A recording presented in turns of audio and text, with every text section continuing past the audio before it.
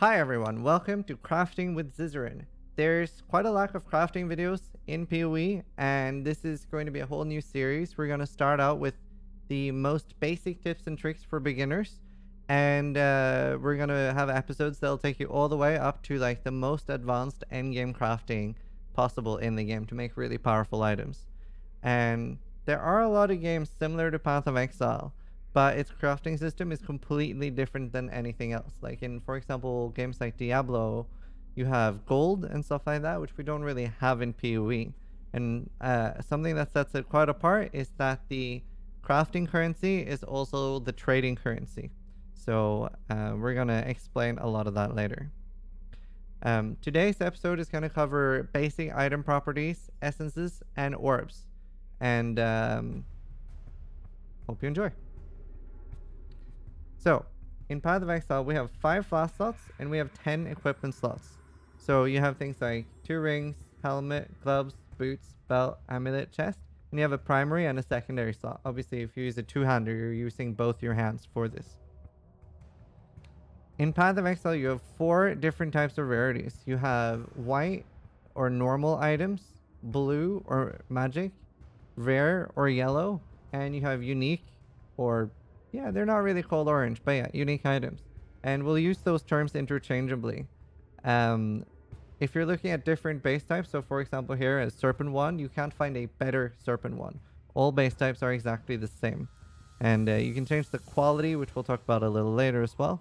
But if you find 10 Serpent 1s, they're all going to be exactly the same in that regard. Now, the rarity of an item also determines what orbs can be used on it. So we're going to go through all the orbs and currencies in the game now and explain how they work. Now, first we have a couple of the quality gems or quality orbs. And the way these work is that they, if you're using them on a normal or white item, they add 5% quality, up to 20. And then if I'm using these on a magic item or blue, then that'll add 2%. And if you see here on a rare, they're adding 1% each. And this is similar for pretty much all of the quality currency items. These can also be sold for wisdom scrolls. They're very, very common. Like, don't feel bad about using them. Don't feel bad about selling them to the vendor. So this is a great way to get wisdom scrolls, which you can also end up buying portal scrolls. Now we also have a glass blower's bauble, which is quality on flasks. And if you're using it on a white flask, then it's again 5 quality. Unique or rare is 1% quality. And you normally, they are actually fairly rare. You can buy one from the vendor for 8 blacksmith whetstones, but you're most likely better off saving these for once you are like level 70, 60-ish, and using them on flasks that you're going to have for a while, because they are fairly rare to actually just find. Next up, we have the jeweler orb. This will reroll the amount of sockets on an item. Very cheap. Don't feel bad about using this while leveling as well. You'll get plenty. And fusing as well. This will create the links between the sockets. And both of these, very common. Don't feel bad about using them. And it'll help make your character stronger. Now, chromatic orbs is how you recolor an item. They're very, very common as well. And easy to get by selling a red, green, and a blue linked item. So if you have those 3 linked, it sells for a chromatic orb to the vendor. They're very common. Don't feel bad about using them to make your gear work. And right. Next up, we have an Orb of Transmutation. It'll turn a normal white item into a magic blue item. Also very common, and another good use for these, because you will get a lot of them, is selling them to the vendor to get wisdom scrolls. It's a lot better to pick up 1 transmute than 4 wisdoms, obviously. Very, very common, and never feel bad about using these. Here we have an Orb of Alchemy. This turns a normal item into a rare item. And normally you're better off saving these to use with the crafting bench, which we'll go over later. You will very easily run out of alchemies. You shouldn't necessarily feel bad while using them. They're not super expensive, but out of the ones you're going to find yourself, it's very easy to run out of. Orb of Chance turns a normal item into any rarity. So this can turn a normal item into a magic item, a rare item, and a very small chance that it will turn it into a unique item. They're not worth a lot, but you're also better off saving these because it has a lot of purpose later. So wouldn't necessarily use these a lot while leveling. Next up, we have an Orb of Scouring. It'll remove all the modifiers from an item, so it'll turn it can turn a magic, rare item into a normal item. It does not work on unique items. They're also fairly cheap. You will not find that many while leveling, but there's not a lot of uses for them as a new player.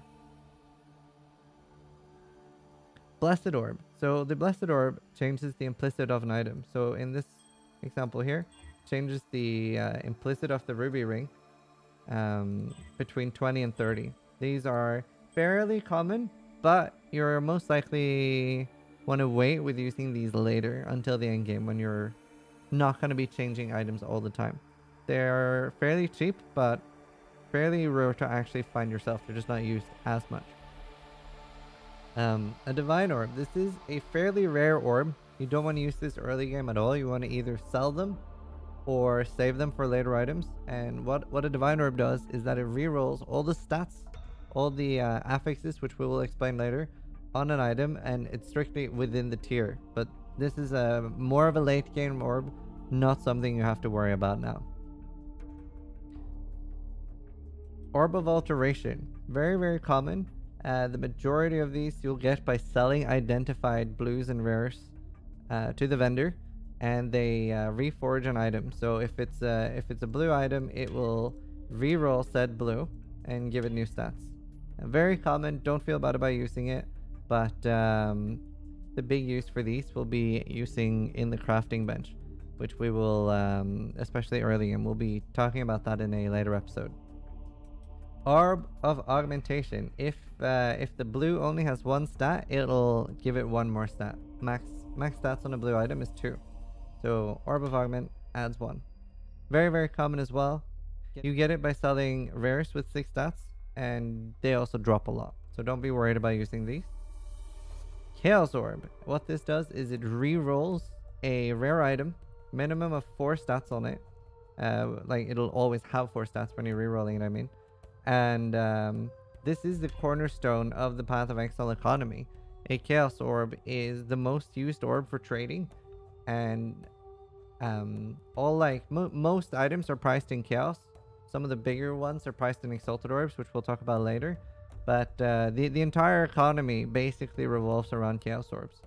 And there's a vendor recipe, which we'll talk about later, that you can get these orbs, and they're fairly common. I'd say normally you'll get around 10 from finishing the storyline. So I would be careful about using this on your gear. Regal Orbs. These change a magic item into a rare item. So it adds 1 stat. And they are very rare. Probably get around 2, 3 from the storyline, if that. And yeah, very rare. Not worth a lot because there is a later recipe for late game that you can make these with. But you're most likely not going to use these a lot while leveling yourself. Orb of Annulment. This is a very expensive orb. It's used for endgame crafting, and there's really no use. There's no reason for you to use this during the leveling storyline until you understand more about it at all. Val Orbs. We're going to do a whole separate episode on Val Orbing. Val Orbs basically corrupt an item, and they can't really be changed anymore. There's very large amount of different outcomes. Never use a Val Orb on an item unless you're 100% sure you want to. They cannot be further modified with a few exceptions, which we'll talk about later. And basically save these, and we'll have a separate Val Orb guide because it's a big topic. Now, Exalted Orb. This is one of the rarer orbs in the game.